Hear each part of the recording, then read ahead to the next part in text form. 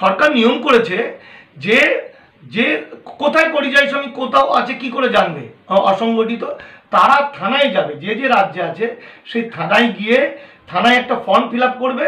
সেই ফর্মটা পিডিএফ এর মাধ্যমে, সেই ফর্মটা নাকি ইংরাজিতে ফিল আপ করতে হবে, যেটা কেন্দ্রীয় সরকার একটা মারাত্মক কিছু করেছে।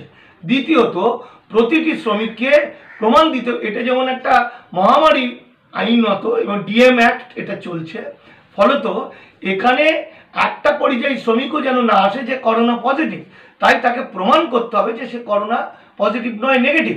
তাহলে এই দুটো কাগজ জমা দিতে হবে থানাতে। থানা তখন একটা লিস্ট করে যে ওই উক্ত রাজ্যতে চিঠি পাঠাবে। ধরা যাক উত্তরপ্রদেশ থেকে পশ্চিমবঙ্গ সরকারকে চিঠি পাঠালো যে এতজনের করোনা নেগেটিভ, এরা ফিরে যেতে চাইছে। তখন এখানকার নোডাল অফিসার তার ডিপার্টমেন্টে ওই নামগুলো দেখে বলে দেবে যে ঠিক আছে ফেরান, এই চিঠিটা যাবে, তারপরে তাদেরকে ফেরানো, তারপর তো টিকিট ফিকিটের বিষয়টা আছে। রাজ্য সরকারের কাছে কি আদৌ এরকম চিঠি এসছে? কতগুলো চিঠি এসছে? তাহলে যারা বাইরে আছেন সেই পরিযায়ী বন্ধুদেরকে বলতে চাইছি, শ্রমিক বন্ধুদেরকে বলছি যে আপনারা ওই থানাতে গিয়ে সমস্ত কাগজপত্র যারা জমা দিয়েছেন তারা জিজ্ঞাসা করুন কত তারিখে রাজ্য সরকারকে চিঠি দিয়েছে এবং সেটা একটু হোয়াটসঅ্যাপে তুলে আমাদের পাঠান।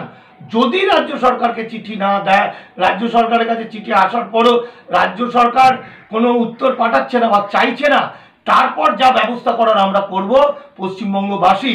তারপর রাজ্য সরকারকে ধরতে হোক, নবান্ন ঝামেলা করতে হোক, সেটা আমরা করে নেব।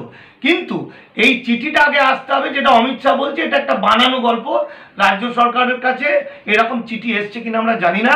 এই প্রশ্নটা অধীর বাবুর কাছেও আমার করা থাকলো, সিপিএম এর বন্ধুদের কাছেও করা থাকলো। আমি কোনো রাজনৈতিক দলের হয়ে বলছি না, আমি আইনের কথা বলছি। গত পরশু দিনের ঘটনা হচ্ছে উত্তরপ্রদেশ সরকার বলছে যে আমরা পরিযায়ী শ্রমিকদের ফিরিয়ে নিতে চাই, কিন্তু তাদেরকে করোনা নেগেটিভ সার্টিফিকেট দিতে হবে। তাহলে উত্তরপ্রদেশের, শুধুমাত্র উত্তরপ্রদেশের মানুষ আসছে মহারাষ্ট্রে 30 লাখ।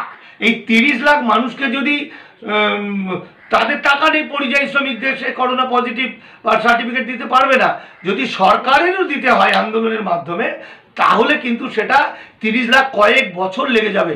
সেরকম গোটা ভারতবর্ষে 7 কোটি মানুষের করোনা টেস্ট করে নেগেটিভ লিখতে গেলে সেটার যে ভয়াবহ অবস্থা, এই চাবি তালাটা দিয়ে রেখেছে কেন্দ্রীয় সরকার।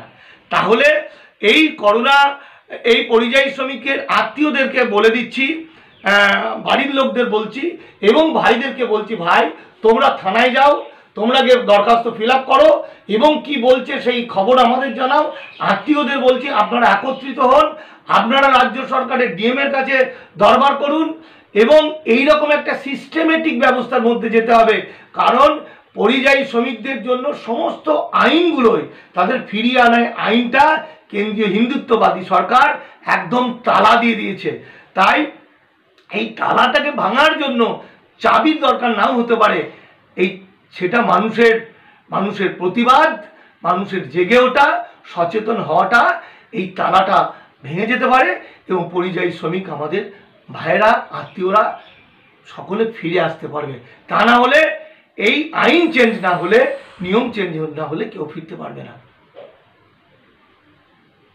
এসআর ইউনিকম এখানে সহজ কিস্তিতে নামি দামি কোম্পানির মোবাইল সুলভ মূল্যে পাওয়া যায় এবং বিভিন্ন কোম্পানির fridge, mixer machine, AC, LED TV, home theatre ও বিভিন্ন ইলেকট্রনিক দ্রব্য সুলভ মূল্যে বিক্রয় করা হয়। ঠিকানা চিনিপুকুর রোড, কাশীপুর, দক্ষিণ 24 পরগনা। বিস্তারিত জানতে কল করুন 9153200300 নম্বরে। প্রভাবে বিনামূল্যে সার্ভিসের ব্যবস্থা আছে। আদর্শ মিষ্টান্ন ভান্ডার, এখানে আধুনিক ডিজাইনের মিষ্টির অর্ডার অনুযায়ী সরবরাহ করা হয়। সোনপুর বাজার, কাশীপুর, দক্ষিণ 24 পরগনা। বিস্তারিত জানতে কল করুন 9735518261 নম্বরে।